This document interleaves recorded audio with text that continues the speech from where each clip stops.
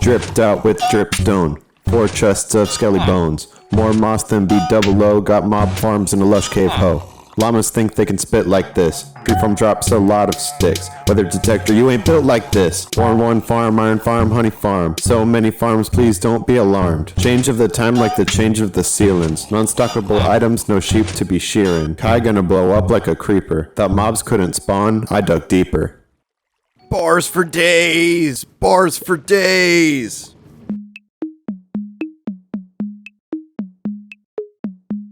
I wanted to share with y'all my albums of the year for 2022. No, I actually wanted to show y'all what I've been up to. So, since the last episode, I started work on a convenient item storage. I decided I want to have convenient item storage for rockets, golden carrots, and ender pearls. If you want a convenient item storage, you want the items to be convenient wherever you are, right? So if I am, let's say, way that way, I still want to be able to access my convenient items without having to go all the way over here to get them. I can just fill up one central storage, and that will distribute those items between the different convenient item storages so that I can access them. What I'd want is if one's starting to get low, it'll be able to detect that and bring items over to that currently low convenient item storage. I also went ahead and built a dripstone farm. One of the earlier videos on my channel was a dripstone farm, and I used this exact same design as I did way back when. I decided to go with like a Tudor-ish style. It reminds me a little bit of Tortuga in a way. It kind of has that like European influence, but it feels a bit Caribbean in a way. Yeah, you get my vibe. I did not finish the sides, and I did not put in like an official storage system yet, but it's producing dripstone for me. I also been creating a lot of tunnels in the nether, and I'm curious if y'all can guess what it's for. I'm about to tell y'all. Comment it now. Let's see if you're right. Coming from a lot of different directions. It's 2 high, 1 wide. What's it for? Whew, whew. That could have been bad. If y'all remember 2 episodes ago, I was telling y'all about this villager trading system that I wanted to set up. And the concept of it, if you don't remember, is I want to make the most humane villager trading setup in Minecraft. And to do that, I wanted to get each and every villager type, and I'll explain why. So, the challenge with making the most humane trading setup in Minecraft is that I want it to be just as effective as any other trading hall that you can find, if not more effective. So how am I going to be able to determine, okay, this is the villager that I'm looking for to get my mending book. This is the villager I'm looking for to trade quartz. This is the villager that I'm looking for to trade this, that, whatever. And what I came up with is if I get each of the different villager variants, so we got swamp villager, acacia villager, taiga, desert, jungle, snowy taiga, and of course plains, but it's back there. We'll be able to determine, okay, that's my mending guy. And I'm going to be like, okay, with like the librarians, I'm going to try and like fully develop them where I actually like trade them all the way through instead of just going for, all right, first book is mending, that's all I care about. So that I don't have to deal with as many villagers, and I don't have to find other ways to distinguish between the different villagers. The only other things I have in mind is putting like mob heads on them, which I might end up having to do for the librarians. I'm not sure yet. We'll see. So, in our last episode, was extremely technical. We did tons of redstone. Redstone on top of redstone on top of redstone. And I feel like to balance it out, yin and yang, today we need to do some building. Not just any building. I think today should be a terraforming day. You heard me right. I want to go full 9 yards, custom trees. I want to build a huge volcano. I want to finish up the terraforming around here. Because as y'all know, I never finished this. I just let it be. I built this one little part that you could see over here, and it just cuts off like a straight line right here. Yeah, so I want to fill in this area. I just want to pertify the area as much as I can. Kai's going on another work trip this weekend, so I don't know how much I'm going to get on camera because I plan to go with my laptop, and I'm not really able to record. It's just like this thing I do here and there. Anytime I got a few minutes, I pull out my laptop and I start building, and that's what happened a lot with the last episode. And that's what I am going to have to do here because I'm not going to hold off on getting things built just because I'm gone on a work trip. Oh, that's fun. Look at that. I'm laying on the ground next to the bed. How about that? So, probably going to be a big progress update.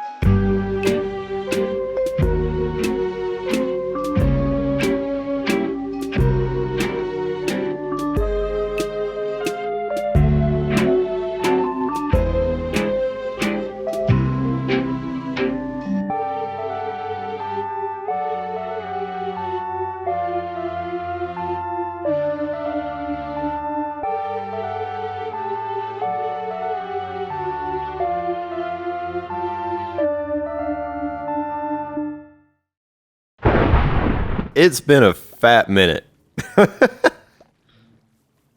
Oh gosh. Yeah, it's been months, man. So I was very busy with work a lot. I've talked about this in my Melon Man video. And it was coming to the end of my semester, my last semester of college, and they were hitting me with so much work, and then I had actual work on the weekends, and finally things cleared up, and then we were having some activity issues on the block breaking server, so I was helping a lot with that, and then we came up with this BB vacation idea, and then we're working on that. It's been a while since I've been on here. No, it's been a while now. So you're about to see some big progress. So look at that. Look at that. So an idea I had is I want to make the previously Iron Mountain. You can see I've been changing some things around. I want to make it into a volcano of sorts. Yeah. I think it looks pretty cool. It finally looks a lot more grand. Whenever I first did the Iron Mountain, I was just starting up on the world. And to be honest, it really was not much of a mountain. And this really isn't really much of a mountain either. It's not that high. So I think as a volcano, it's a bit better. You can see I added a little tree. I'm probably going to get rid of that, but I kind of wanted to test out how the new tree looks. I have plans to have glass coming out of here to imitate like lava and fire. It's kind of going to look like a big fire pit coming out of it. That's kind of the idea I have. I'm super excited.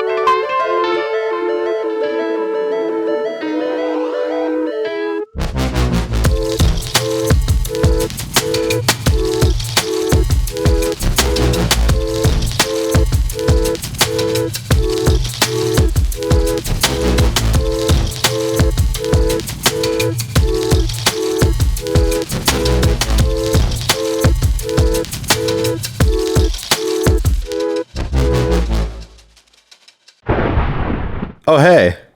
I'm just breeding up some turtles here. You know how it is. Hello. Question is if they can make this journey over here. Come on. You can do it. Come on. You can do it. Oh yeah, there you go. There you go. Go to your girlfriend. Come on. Here you go. Come on. Yeah, yep. Mm-hmm. Mm-hmm. There you are. There? Uh-huh. Yeah? Oh?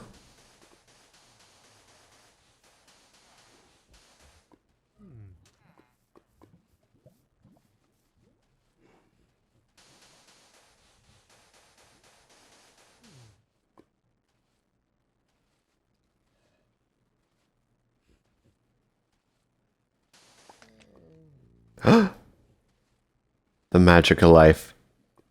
Oh well, I guess I'll show you the build. How about that?